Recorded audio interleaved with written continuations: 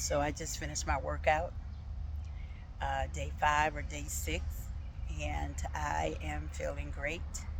Today was a really good day. I really put it in, and I was thinking about the shirt that I wore today. Can you see that? Pure Bar. I was a part of this exercise program for about 2 years called Pure Bar, and its focus is on exercise surrounding the use of the bar, the ballet bar, and it is a very intense workout, very intense.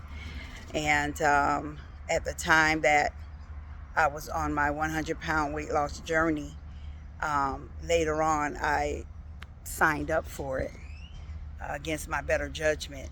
I remember the introductory class was brutal, and I didn't want any part of it, but because my bank was like right next door to it, I came back and I paid, and I said, well, let me try a few classes, and I stuck with it for um, 2 years. Now, Pure Bar is a compilation of ballet, Pilates, and it's brutal.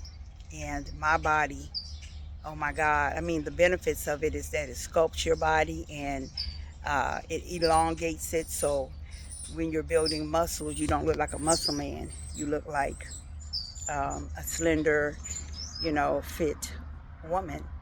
And I enjoyed the whole experience. I did, but I was also doing it at a time that I was going through some transitions in my life. And so the intensity of those 50 to 55-minute classes had me emotional. And during the end time of the class, like towards the end when you're finishing core and you're getting ready to stretch, they cut the lights off. And almost every time they did that, I would break out in tears. I would be crying in the dark because it would be pulling out so much emotions out of me because of the challenge of the class and because of the emotional place I was in. And I really concentrated on mastering the movements, and with that came a lot of benefits, physical benefits, even emotional and mental benefits. But what I liked about that experience was there was one of the instructors that would always say this one phrase that became one of my mantras. And in the thick of our pushing and bowing and lifting and stretching, she would say, come on, we can do hard things. You can do hard things. You can do hard things. Um, Let me tell you, as you take back your life, because I'm encouraging you, it's not all about you, but it's somewhat about you. And in the process of you taking back the somewhat about you, developing the individual matters mindset, I want you to know that you can do hard things. We can do hard things. Yes, it's tough, but the way that we were created by God, God says we are fearfully and wonderfully made.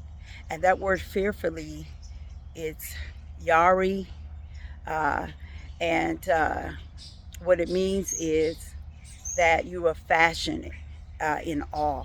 Like God was in awe of you when He was making you, and wonderfully made that you were intricate and you unique and distinguishable. So the way we were made by God is we are made to overcome. We have resilience in us. And so you have to lock in. You have to lock in now to your goals. You've got to set your mind. And the reason why I was able to do, first of all, on an average, people usually do about 3 classes a week. During the challenge month, you could do as many as you want to because I switched over to unlimited. And unlimited, you do as many classes, but the classes are so brutal, you still are just doing 2 to 3 classes a week. But during the challenge, I was able to complete 100 classes within I think the 6 weeks that they gave us to do it. I did it before. I think I had 6 weeks to spare. I think I did it in 4 weeks. 100 classes, that means I was doing about 3 to 4 classes a week. I mean, 3 to 4 classes a day, in order for me to accomplish that feat. And how did I do it? Mindset. I set my mind to the goal. And no matter what came, the pain, the thoughts of quitting, giving up, the need to have a pity party, um, the emotional roller coaster, I remembered my mind was set towards something. And I just kept carrying or bypassing all of the uh, sabotage, all of the things that wanted me to slow down and quit. I said, I'm not quitting. I'm going to push through this. And the benefits of just being fit and in shape is beautiful, the way that you feel. I remember going on a trip back to my parents' island of St. Kitts, and I remember the feeling of sitting in my seat, not touching anything, not touching anyone, not touching the seat. I just felt so fit, and I felt so trim, and I felt so alive. And I want that feeling again, and even the more. I want to be fully fit physically, mentally, spiritually. And so in order to do that, I've had to take the time and set myself as important. Not take myself out of the equation of caring for others, but including myself in that caring for others by caring for myself. I'm excited for my own journey. I'm marrying consistency. That's why you see me coming on here day in and day out. And I'm also on my other channel, my SSSA channel, Steady to Show Self-Approve. That channel started almost a year ago, and I had done nothing on it. Yesterday, on the 12th, was my first time doing something with it. And I'm going to teach and share Bible on that channel, because I think it's important for us to understand that you've got to stop always wanting to lend your ear to other voices, and you need to begin to listen to the voice going on the inside of you. And you need to take the time out to evaluate the sound coming out of your system, the sound coming out of you. And you need to do something about it. You need to address it. Don't keep carrying depression and oppression. You need to make up your mind that, no, I got things to do with my life that God ordained for me to do. You know, God put you here on this earth for a reason, and it wasn't to waste his time, or to waste your time.